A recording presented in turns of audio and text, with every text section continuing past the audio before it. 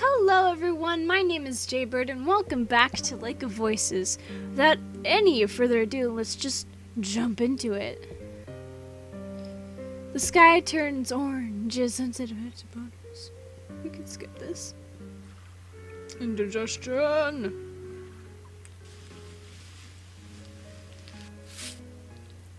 We're going to... Wait, timer? Wait. Oh. Oops. Oops. Oops. Oops. Oops. Oops. I meant to watch. I was meant to watch. Watch. Okay, now. Now!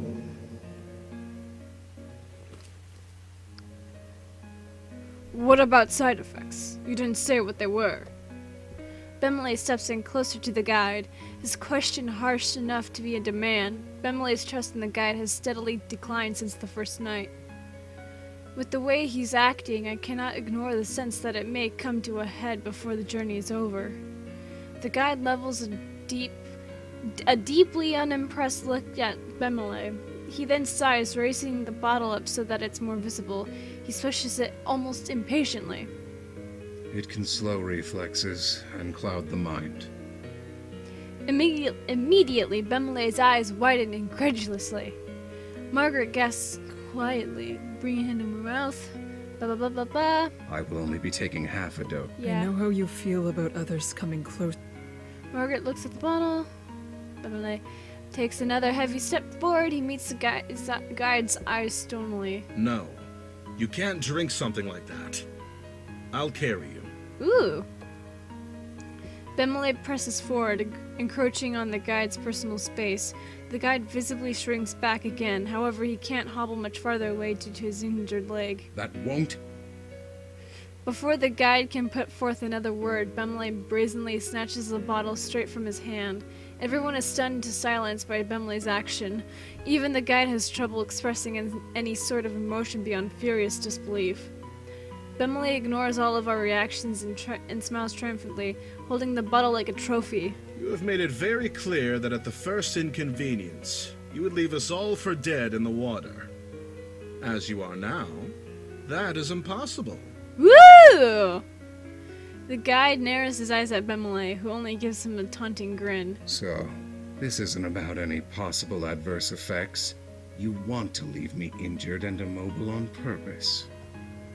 Bemele shrugs and returns to smirking almost cockily. If there were no side effects, I likely would have thought nothing of it. However, mentioning those risks triggered something in my mind. You've never done what's best for the group, you only choose the safe option for yourself. With that in mind, I can't exactly trust you when you tell us that the medicine is truly our one option. Now, even if carrying you means that you will be more at risk than otherwise, I'm willing to make that sacrifice. Woo! Spicy! Bemele chuckles derisively and rolls his eyes while spinning the medicine vial between his fingers. I hope you're proud that I'm following your advised method of not considering others, guide. Woo! Spicy! Despite Bemele's sarcastic jab, the guide returns to his usual empty, deadpan expression and makes no attempt at rebuttal. There, he accepts it. What of you? Bemele then turns to look at us curiously. Margaret snorts slightly at the inquiry. That stunt was so ill-advised, I never expected even you to attempt something like it. What if the guide had another bottle with him? We would have all been abandoned by now. Bemele pulls a mischievous wink. Smirk! I'd have taken that bottle too. Margaret shakes her head at his response. However, she doesn't seem too upset over this. She seems more at ease than she has been for some time. Bemele seems rather pleased by the reactions thus far, grinning widely at us. If anyone is worried about my ability to carry the guide for the rest of the night, you shouldn't be. Rest assured, a willowy man like the guide won't slow me down whatsoever. He puffs his chest out proudly. He's a big old macho man. Margaret can't suppress the laugh that bubbles up from her chest. She waves off Bemele's boasting with a silly grin on her face. You are an absolute buffoon. Yes. Bemele faces me expectantly. The guide also levels a steely gaze in my direction. We may be having a bit of fun getting the upper hand on the guide for a change, but if we don't go back now, we never will. Though, do we truly need to? All that matters is reaching the shore safely. What really is for the best in this situation? That could work. Bemele's grin widens ecstatically at my lack of resistance. I feel nerves turning my insides jittery as I think over doing something so drastic. No matter the fear, this has to be done. Even if the guide can be trusted to show us the correct path, he is not reliable when it comes to anything else. If we let him do as he wishes, it's very possible that at some point during this night he will leave us to die. I believe you are capable of carrying the guide to the other side. That seems like the least risky option we have for the group at large. Bemele lets out a small triumphant laugh and tosses the vial over to me. I catch it and quickly tuck it away in my pocket. I'll return it to its rightful owner once we've made it to the shore. Bemele steps back up to the guide's side, who still shrinks slightly beneath him. The guide narrows his eyes at as Bemele grows near. Fret not. I will take proper care to lift you. This isn't the first time I've carried an injured traveling partner. I'll have to hoist you over my shoulder since we've still got a ways to go. I ask that you don't make too much of a fuss about it. The guide stares at him plainly. I'm hardly in a position to resist. You've taken away my ability to do anything but be dependent on you and your decisions.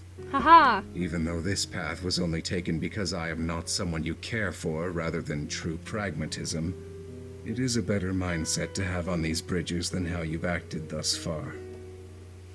Bemele snorts out a sarcastic laugh. Thank you for your approval. He bends down and grabs the guide, lifting him over the shoulders. Bemele is careful not to bump the guide's legs. He still winces in pain, clenching his staff tightly as he's jostled back and forth. However, the arrangement is quickly settled, and Bemele is ready to begin walking with the guide in tow. Margaret has a hand over her mouth, looking like she can't decide whether to laugh or weep at the state of our journey. I can scarcely believe that this is the solution we've come to. With the way the guide acts, though, I suppose that I shouldn't be too surprised people are willing to turn on him this way. Continue down this bridge. We cannot remain here any longer. Bemele gives him a nod and starts to walk across the soggy boards as the new head of the group. We walk along the bridges together in the stillness. The guide's occasional instruction of what paths to take is the only conversation that reverberates in the night. Our steps echo throughout the bridges, and I'm more acutely aware of just how many paths there are spread across the lake than ever. Even the voices of the lake are quiet, but it's no consolation, for in their place is the otherworldly squishing sounds of the prowlers contorting their aquatic forms across the boards. Ew. It's impossible to tell exactly where they're coming from. The sound seems to echo in every direction at once. All I know is that it's too close for comfort. I do my best to ignore the feeling, but the sounds still fill me with a constant, lingering dread. We cross a long path and come across a strange sight. It's a bridge which curves in and becomes more narrow in the middle than usual. Eyeing the dubious bridge warily, I grow nervous at the idea of getting that close to the edge. Bemele's pace slows before coming to a stop directly in front of the foreign way. For once, he looks to the guide for this matter. The guide appraises the bridge, looking intensely down the path ahead. Normally, it would be possible to cross a narrow bridge if one is careful with how they step. We can't continue as we are. Our combined weight is too much. Is there another path? This is our path. Bemele's eyes widen at the explanation before gritting his teeth and speaking with a tone coated with suspicion. So, you knew from the start we'd reach a point where putting you down was the only option. The guide's silence is confirmation enough for Bemele. He scoffs derisively, then purposely strides forward, planting his feet on the mouth of the narrowed bridge. Unfortunately, that plan isn't going to work. I may not look the part, but I'm quite light on my feet. If this is our path, then prepare to cross it with me. Oh boy. The guide still does not speak. He looks completely unfettered. Bemley doesn't take kindly to the guide's dismissiveness. He lifts his boot for a second time, stretching it out ahead of his body and threatening to move even further down the narrow way. Bemley is bluffing. Even he isn't reckless enough to cross that bridge holding another person. But I can see why he'd go this far. The guide will not open up easily. I know without a doubt Bemley will be careful and he won't waste this opportunity to find a better way for all of us. I need to do what I can to make certain the guide doesn't call his bluff. Please, you have to try to think of another way. There are so many branches. At least one other must be able to take us to the shore. I worry the worst will occur if this continues. The guide waits an agonizing moment more. There is another path. It is longer, however, and prowlers are a far more common sight. Bemley immediately lets out a bark of laughter. He's feeling awfully validated in this moment. It seems the guide had intended to keep information from us, if he could get away with it. I shake my head at the guide's warning. We can't allow him to move freely now, not after learning that. It will still be more manageable than this bridge. Margaret stares on as though she can hardly believe what's happening before her, still she remains quiet.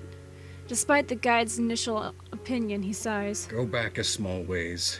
You will find a branch heading west. Take it. What's west? Don't you mean west? With a satisfied grin, Bemley readjusts the guide on his shoulders and moves to be the head of the party again, leading the way back. We trek through where we came. Along the way, Bemley tries to make light conversation. He's recounting the battle in which I